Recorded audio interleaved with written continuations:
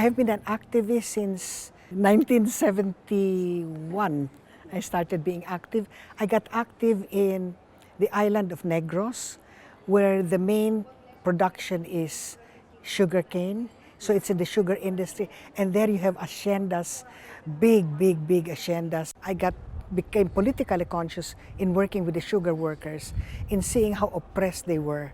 When this was in 1972, martial law broke out, and those of us who were activists had to go clandestine, and then I was arrested, my husband was also arrested, and actually prison was a school for me because I met many other activists, and we would study together, and we would study political education together. So I learned so much. I am what I am today because I became an activist. We are supposed to be independent.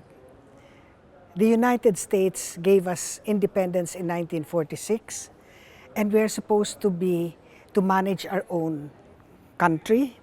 But in reality, before giving us independence, the United States made sure that through treaties and laws enacted, it made sure it controlled the politics, the economics, the military, the culture of the Philippines. The Philippines is a rich country. It has gold, it has copper, it has forests, it's very rich. But the Filipino people are poor because the wealth, it goes to other countries. It feeds and it makes the United States rich. It makes European countries rich. And the Philippines, the Filipinos do not benefit from it. It's independent, but it's colonial because it is so controlled. For example, the present president now is Marcos Jr., the son of the dictator. And the United States said, we want to have more US bases in the Philippines. And he said, yes, go ahead. He put 5 new US bases. They're all facing China because the United States looks at China as a competition. US bases there will put weapons, will put armaments facing China.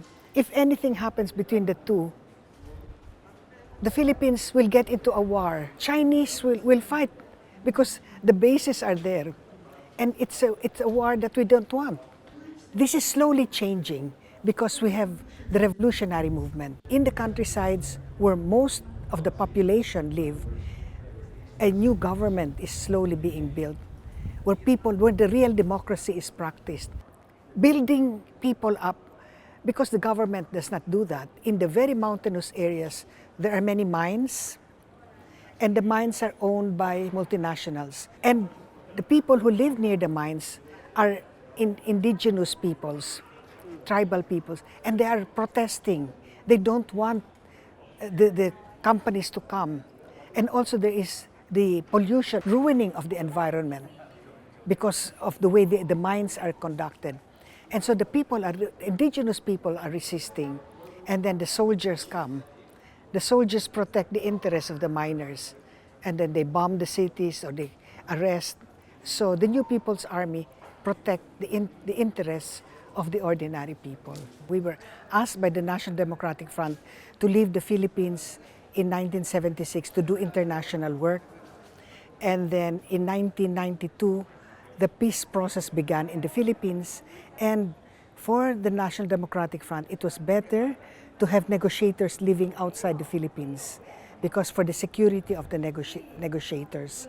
So my husband became the chairperson of the negotiating panel, and I became a member of the negotiating panel. I'm still a negotiator, but we continue to hold peace talks because it's important for the Philippines.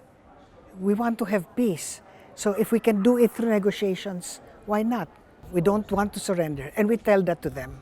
We said we don't want to surrender, but we want to talk about changes. We want to talk about we have talked about human rights. We have an agreement on human rights and international humanitarian law, but they do not follow the agreement. So now we are talking about socio-economic reforms, about land reform, about national industrialization. And they don't want to talk about it because they don't want to change the system.